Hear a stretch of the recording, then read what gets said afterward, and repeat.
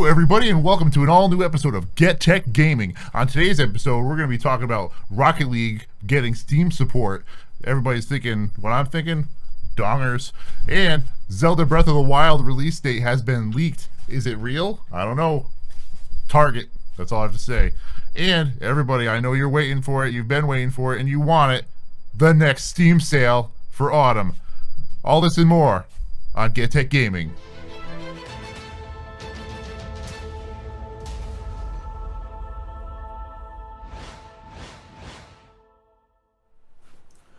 Welcome everybody to another getTekt Gaming, and later on to another video. There'll be some more science and entertainment. That's how my mother wasn't. But you're in the gaming portion you have stumbled upon. So this week's been interesting. Not a lot of news going on for gaming, actually. Yeah, gaming's kind of dead this week. We got the Steam sale, we got the whatever sale going on here, there, Black Friday sale, whole bunch of stuff going on. And this episode is being streamed for the Extra Life Children's Medical Network stream we're doing on the other channels. getTektGeeks is streaming right now live. Yes. And if you scroll below, you can donate. But if you're on Facebook, you're not going to be able to scroll below. But yeah, that's fine. If you go over to twitch.tv/getTektGeeks, scroll below, you'll see a link. Donate, please. So one of the very first stories this week we're going to be covering is Final Fantasy 15 is leaking everywhere.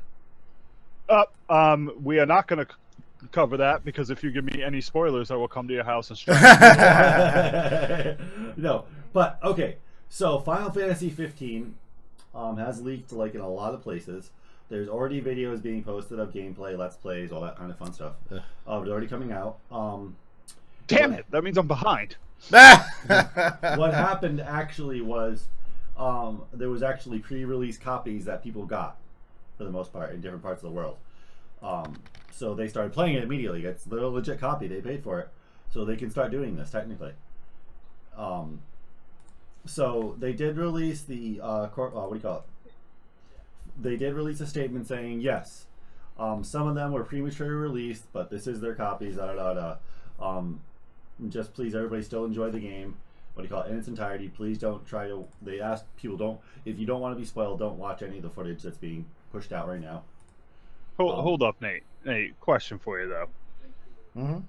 Why are we talking about the leak when we should be discussing the incredibly unethical bullshit from like websites that are going to be putting reviews up and breaking embargoes? Oh, I hope that doesn't happen. Dude, the link you gave me, Kotaku's going to run their thing one day ahead of embargo. Really? Yeah, because they don't care, because they are scum. Like, I'm shocked. You guys, when you guys do links to news, you got to come to me and talk to me, please. Because I would tell you, do not take anything from Kotaku. They are the worst gaming website on the planet. All they do is they get... I personally like Kotaku. I go to a lot. Dude, they get bad stories and then they run them into the ground ahead of when they're supposed to. Like when they get a leak about an Assassin's Creed game and they run it even though they're under embargo because they know that they can't do anything about it. Well, they're blacklisted by like 6 of the biggest companies in the world, gaming companies in the world, because of how like shiesty they are. Well, no, but like every news organization does that kind of thing. Really? I don't see Giant Bomb, IGN, or GameStop releasing their review the day before the embargo comes up. Only Kotaku's doing it. Yeah, but those sites are not like mercenary style type media. Neither is Kotaku, dude. Kotaku are people that spend their time trying to rile up people with terrible stories that make them angry at stuff. All right, like, so I just found a channel, IGN's information about it. Final Fantasy 15 director apologizes for leaks looking into legal action. It's just a very sad state of affairs. Yeah, but my point is you don't see them telling people they're going to release their review early. No. Like, you may like Kotaku, Nate, but you put me on here because you know I know my gaming stuff. And I tell you right now, you need to dig into some Kotaku, and you will not like them as people. Does it say in here that they're going to release the review? No. Right here, the first comment is a guy asking them why they're releasing the review early. Why is your review coming up a day before release? Don't you think that's going to, in itself, in itself, be spoiler ridden, basically? And they don't care because they're. You call them mercenaries, but what they are, they're like When does the game come out? 29th. 29. They're like Gawker. You know how Gawker, like, their entire goal is profit regardless of what they destroy. Yeah, Gawker's out of business though now. But that's what Kotaku does. Well, it says right here we'll have a review of Final Fantasy up Monday, November 28th. Yeah, day before the release. The embargo doesn't end until the day it comes out. I've already read about this thing. Yeah. Like, the review is not supposed to hit before it comes out, No. and it's also shouldn't have spoilers in it. Yeah. But they will have spoilers in it. This thing with Kotaku has happened before. I think it was like 3 or 4 years ago. They got it was either stolen or anonymous. What do you call it? Dev docs for a Call of Duty game. Yeah. And they were told not to release it because that they were going to get an exclusive for it and all that. Activision wanted to do was line everything up and get ready to do it. And then they went behind Activision's backs and released it. And that's bad enough because they broke embargo, but then they crapped on the idea without ever playing the game.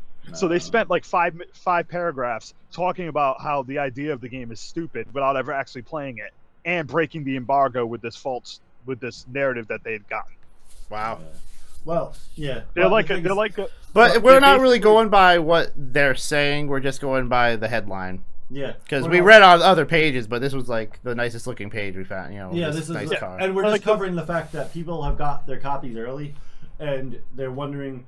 Basically, the only thing that they can actually do is they're wondering why certain companies ship these copies early to people, and it's legally their copy. There's nothing legal they can actually do about it. Yeah. Yeah, but they didn't ship them to all the people that it leaked to. They shipped them to other people who are not supposed to be leaking it.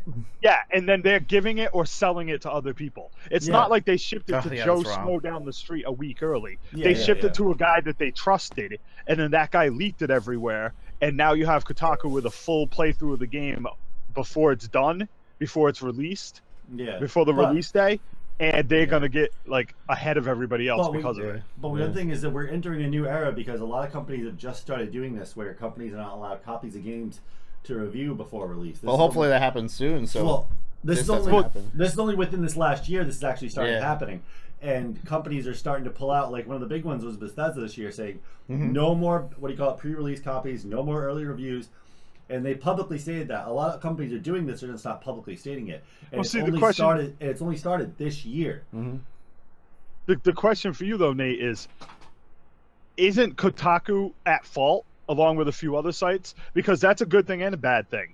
Like, yeah, you want a preview code so people can test the game out and get a review up in time, so people can know if they want to buy it, if it's any good, right? That's a good thing. But the reason why they're not getting these preview codes is because of people like Kotaku who jump on these games before they're done or before they're fully out, and then trash them for stupid reasons. That's why Bethesda did this. Like, everybody knows Fallout games are buggy. Everybody knows this. But like, you take like a Kotaku website slandering the game because it's buggy, when people go there to find out if the story is any good, but they're not bothering to focus on the story, and they're slandering it before the day one patch. So you don't know if those bugs are really there. All right, if you watch a lot of mainstream media, you'll see they go for drama. If you go ahead and write a review all pretty and nice.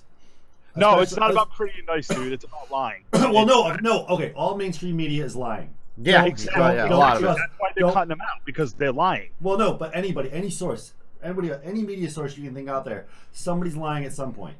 The point is, it's ran by big corporations. These people want to make dollars in the end. They don't care what they're telling you. They could care less what they're telling you. Dude, there's a difference between bending it to make it sweeter and then flat out lying. Like, for example, you linked Jason Strider. Do you know who that is? Well, no. All right, hold on. Let me finish. The reason why, basically they do this is because when the drama is created, like for instance, if they went and just said, "Hey, oh look at this great game, it's this, and it's all nice," so that's exactly what you'll expect. Oh, it's an awesome game. So it doesn't get a lot of hits. It gets some hits, but not a lot. But say if you read an article, "Oh, this game is horrible, it has all these flaws," people are like, "Oh my god, I thought this was gonna be a great game." So a lot of people start reading that article. Thus gets them more hits. I makes agree with them you, more but money, and that's how they not make what their I'm money. talking about. That's not what I'm talking about here, Nate. The best example I can give you is a game that is predominantly online. All right. Yeah. Mhm. So, and it doesn't have the online mode until the day the game is released. That's when the online mode goes on. Yeah. So then you have a site like Kotaku who reviews the game a week before the online mode comes on and tells you the game is bad without playing the full game. No, I It's know. kind of like, well, about a month ago, Edge got a preview for Final Fantasy. They played all the way up to the end of chapter 14, which is one chapter away from the end of the game. And then the reviewer's last paragraph said, the ending was extremely confusing and overall left me feeling empty about the game. And I'm like, you didn't play the end. And then Square had to come out and say he hasn't played the ending. He never finished the last chapter or fought the last boss or saw the ending. So this guy lied about the ending to his preview on that thing, which is why they're getting cut out. That's why no one's going, like, they're not going to send copies of Edge because, dude, you could have just said, I'm not sure about the game, but you lied and said you finished the game when you didn't. Yeah, no. It's just... And that's why this stuff is happening. But that's why it's up to us as, like, you know what I mean, just to report the stories and then pick apart and go, hey, this part's real, this part's fake. Yeah. It's up to us. Yeah. You mean the viewers and the consumers. I mean, in a way, that it's hard to say leaking because we know damn well it was people in the media who got early copies and they handed it out. Maybe some people bought it at a store that broke street date, but I bet you well, I would bet my life that some of these media guys sold these. Oh, it happens even with the for movies. Ridiculous prices. Oh, yeah, Final Fantasy, dude. You know how much money they can make off selling an early copy of this? Yeah. Which is silly. Just crazy. It's all this reselling nonsense that's going on right now, like with the NES Classic and stuff, going for thousands of dollars and stuff like that. I'd like to apologize for my emotion when it comes to Kotaku, but that guy, particularly Jason Schreider, has been known for being a slime in the industry. Well, he'll lie about just about anything to get his to get ahead in his stories and stuff. So when you posted that, I'm like, oh man, this guy, that guy.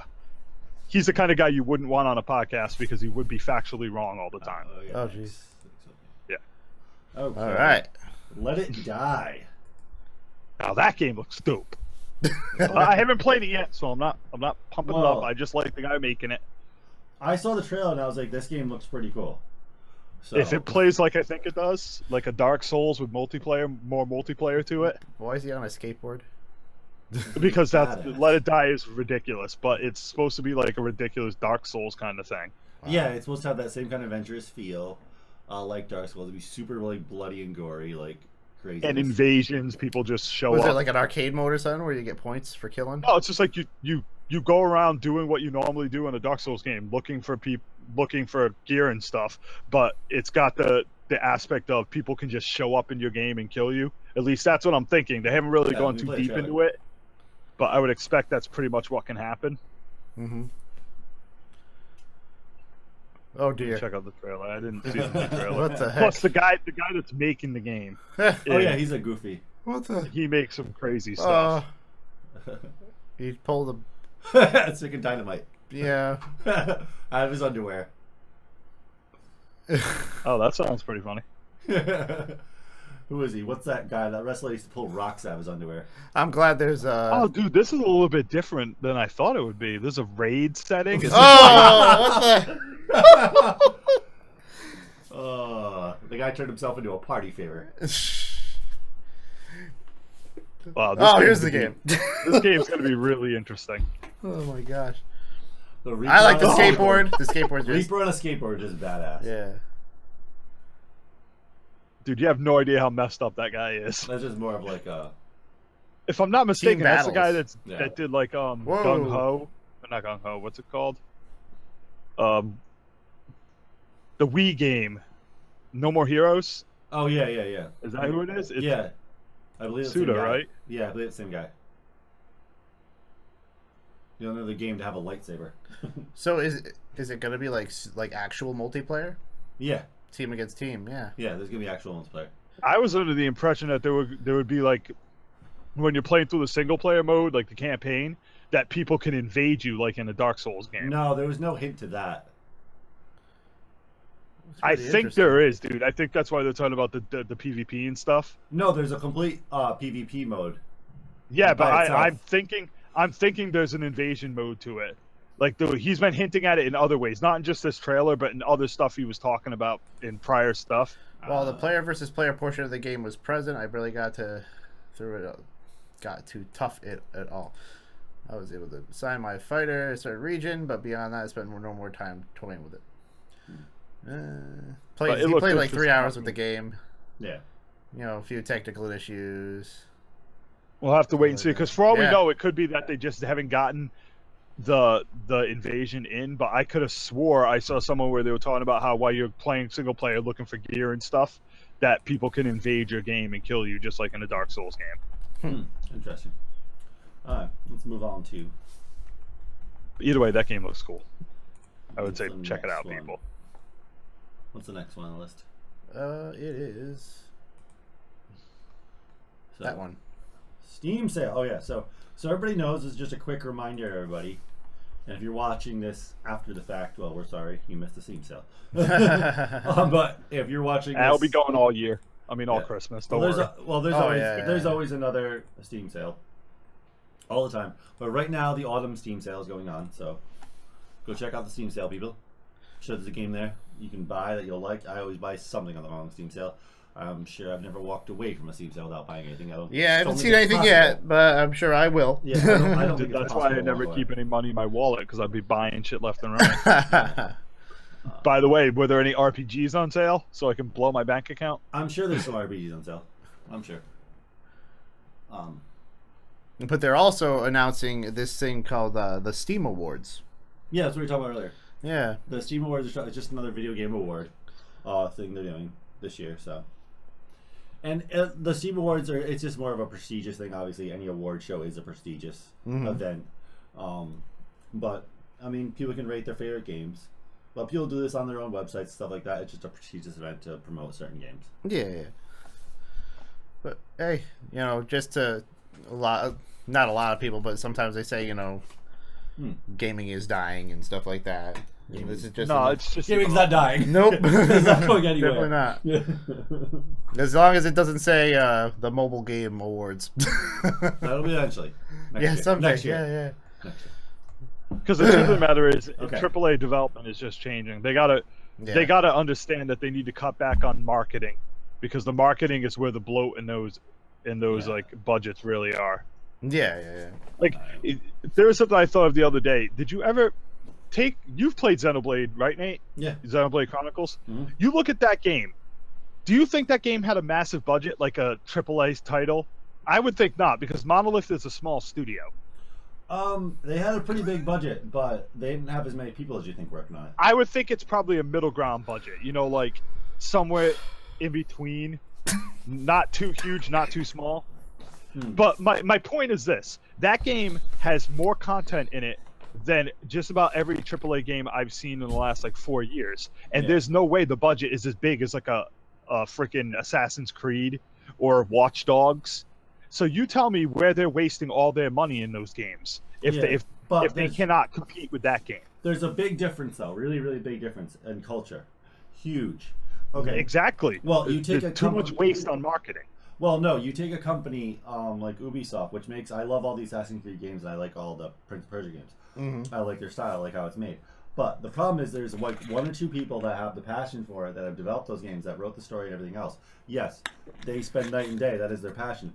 But then they hire all these developers and people that are just like looking for a job, looking for development, that are working on a big portion of this game, where it's just a job to them. Over in Japan, it's not so much just a job. A lot of these people that work in these studios, that is their passion. They go and put 15 hours a day in, not because they want to, because they love it. They absolutely love it. It is but that would still increase the budget.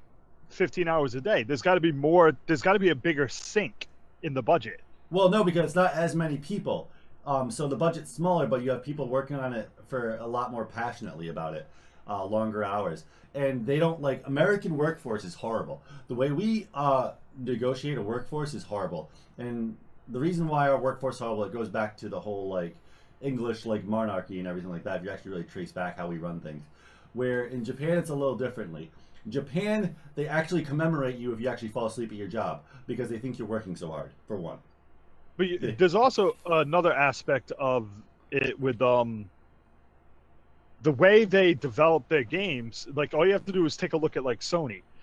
Like, take Microsoft and Sony, for example. A game that sells 2 million on a Microsoft console is not considered a success because of their bloated budget and marketing and all that. Then you look at Sony and people are like, why doesn't Sony market their games?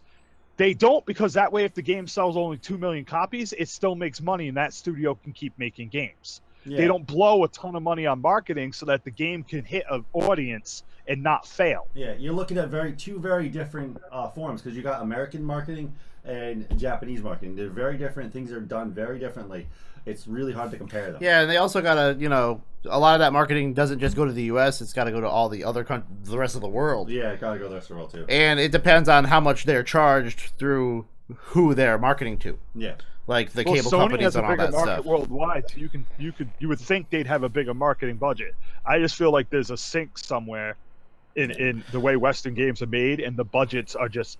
Well, the guy who did Final Fantasy, 10 years plus, they've been making that game, right? Mm-hmm. He said the budget's not as big as you would think. He's like, we haven't reached the levels of like Destiny or Call of Duty games, and I'm like, they've been working on that game 10 years. How? Because they know how to manage their money. But as for marketing, what was I gonna say? Yeah, different. Yeah, I don't remember. Yeah, there's a bunch. Everybody's doing it differently. On to the next article. Real marketing should be next done story. on Twitter. I mean, Twitch and shit. Yeah. So, Grim, here's one for you because I have not played League of Legends in a while. League of Legends' latest champion has assassins in her sights. So what do you think of this new champion? I'm getting annoyed because the game is still, when it comes to tanks, the game is still broken, and we haven't had a real new tank in a long time. And they've been spitting out like all these assassin-based burst damage characters, but they haven't fixed the tanking issue. Well, the last tank was what? The giant fish guy. He's not even a tank. He's a support. Like, you can't. He's all right. He's tanky, but he's broken as hell anyway. Like, the guy can do a ton of damage, and he's unkillable sometimes. Well, yeah, I know, but I would consider him the last tank that came out. No, like the last true tank is more. When it comes to tanks, they're more about being able to spam their CC. With him, the only thing he has is his tongue lash, which is his slow. Yeah. Like, everything else about him is protecting people. He can swallow his own teammates and move them and stuff. So the problem basically around that game is that I can hit level 10 and have like 200 armor, and a guy who has no kills playing like a Darius can shred and kill me, even though I have 200 armor, because like it does nothing to keep me alive. Yeah. Like, I play tanks, and literally damage dealers will just cut through tanks no matter what they build. The new season seems a little bit changed up. It's a little bit harder, but I heard they're going to be nerfing them again because they're living too long, and it's just like, real tanks do no damage. I don't know. But they also get killed quickly. For me, this new assassin character, from what I read, it seems like a female Master Yi for the most part. Yeah. Which is also another problem because Master Yi is crazy if you know how to use him. Oh yeah, he's an awesome character. I don't know. I'll have to wait till the preseason ends because everything's kind of out of whack right now. I haven't played in about 2-3 weeks. Wow. What else next we have on the agenda? Oh, crikey. Oh, yes. Prepare for Speedy Dongs. Rocket League to get Steam Workshop support in December. This is going to be amazing. Or awfully floppy. Awfully floppy. Dude, have you ever seen Idiocracy? No. Yeah. That's what I'm talking about, Nate. Yeah. With the bulldozer. Yeah. Oh my god. Official Steam Workshop support this December. That's cool though. I wonder what kind of like things they'll let you do here. I'm not sure what they're gonna release. Rocket League Assault Course and a dribbling challenge. I mean, Football. Yeah. Figure out a way to build a football into it. Like a special turbo button or something. Go Or super like, fast. yeah. Oh man. Dude, screw that. You know what I want? I want them to make a racing mode, and then I want them to build in that crap me and Nate used to do when we were kids. Remember when we had those cars where you'd go and buy the parts and engines and piece them together? Oh, yeah. Those things. Give me that. Oh my god. What would you like for a mod?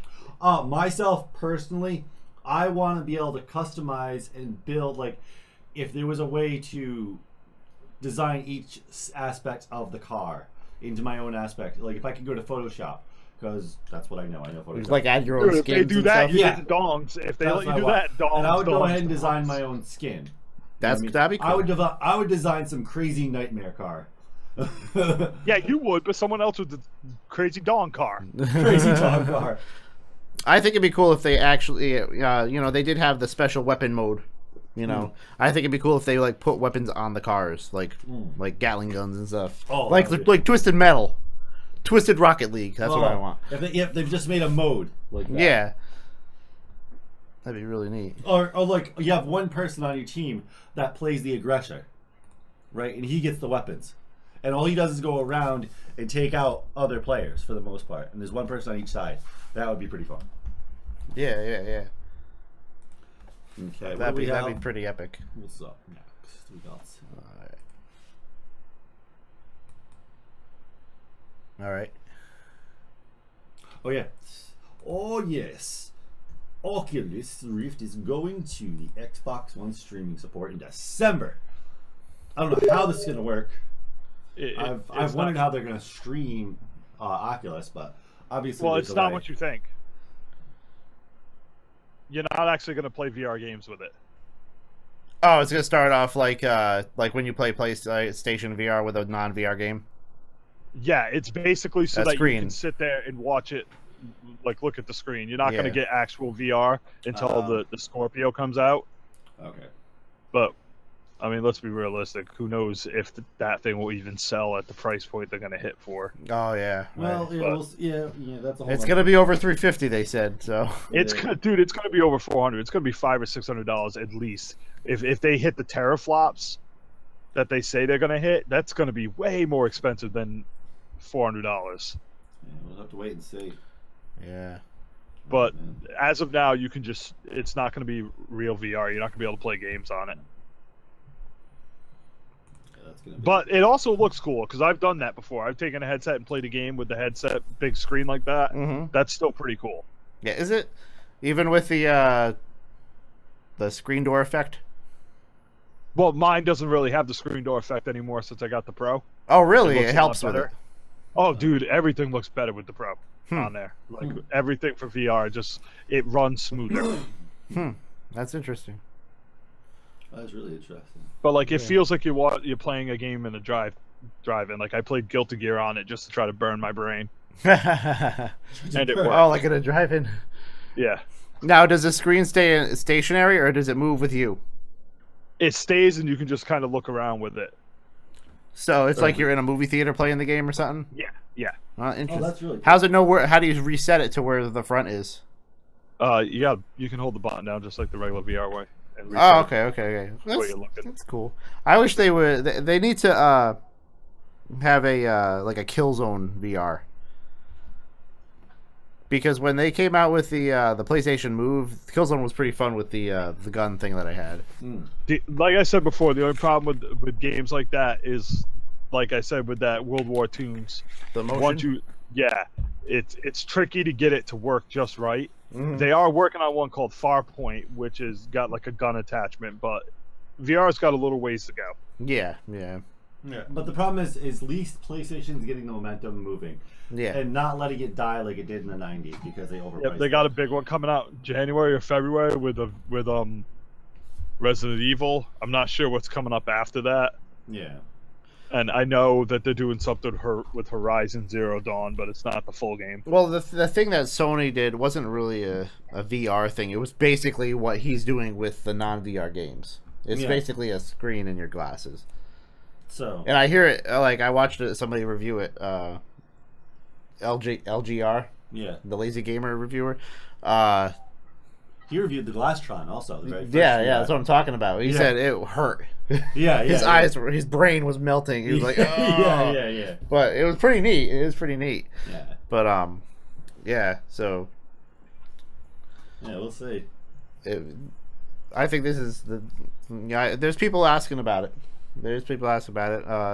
The person I know upstairs asked me last night about it, and I sent them the review. There we go. Hey, if anybody wants to know, go check out our review. I would say it's somewhere over there on the left, somewhere probably. If you're watching this video on YouTube, I would say to anybody who's looking to check it out, pick up Valkyrie. I'm actually planning on picking up Valkyrie. I didn't get it right away, but I've played that demo a few times, and Valkyrie is really cool. And it's just enough, like it can give you a tiny bit of motion sickness, but it's enough to get you to get used to it until you don't feel it anymore. And the game is pretty damn good. Yeah. Cool. So is that the? Nope. No, one more. So the last one, which is kind of a big one, so we say possibly. It could be if it's true. We saved it to the end because it could be, could not be, but if it is, it's yeah. So Legend of Zelda: Breath of the Wild release date leaked by Target website, June launch, which is roughly a few months after the release of the Switch. I could agree with that, depending on whether or not that Mario game is real. Yeah. What's that have to do with the Mario game? Well, if the Mario, let's put it this way: if it launches with the Mario game, then I'm cool with Zelda coming out in June. Yeah. Because you get the Mario, play it for a couple of months, and then in comes Zelda. If the Mario game's not real and I'm picking up a Switch with a bunch of ports, then I'm not okay with not having Zelda. I'm pretty sure that Mario game is real. It's like from what the speculation is, it's the next Mario 3D world. 3D world. Yeah. Well, the way in the commercial, it does not look like a 3D world. It looks like a actual new game. It looks like an N64 style Mario. Yeah, No, but like the speculation is it looks like it plays. A lot of people watching it, and some of the gameplay does remind you of 3D World. Well, it was like what, 2 seconds of the game. Where are you getting your impression? Because the girl that leaked that the game might be coming out has leaked a bunch of info about it being like a Mario 64, like a brand new Mario 64 style game where you collect stars and all that stuff. And it doesn't look like it plays at all like 3D World. Like, it actually looked really exciting. Like, in that commercial, it was like, whoa. It was I'm nice. So basically, if that's the case, I'm fine. I'm still going to get a Switch day one because I guess they're going to have, like, Splatoon and a couple other games. But I would be annoyed if there wasn't a big game. Plus, I'd be worried because if Nintendo doesn't have one of their massive titles at launch, then it hurts the chances of this thing selling because people are already kind of antsy about Nintendo. Well, which I think that's why they're moving the release date for Breath of the Wild to June, because they want that first surge right away. Okay, then the market which is Mario. If that comes out, and then the market dips down after the first surge, and then they bring it right back up in June for the summer release, and then boom. As long as they have enough stock. They don't want to like release Zelda in June and not have stock refilled. Well, here's the thing: this release leak is for the Wii U version. Oh, that it's for the both. They're not going to. Well, yeah, it's gonna be for the both. First. Yeah. Maybe after, but they certainly won't do it for both. Like, they won't delay one and not. No. That would be kind of crazy. There's other stuff, and. But for the most part, like, I mean, I'm not sure if people are going to be buying it for the Wii U.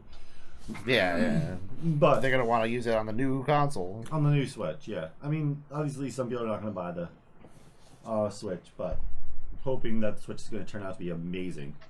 So, we reached the ending of the gaming portion. If you're listening to the podcast, we're about to go into some science.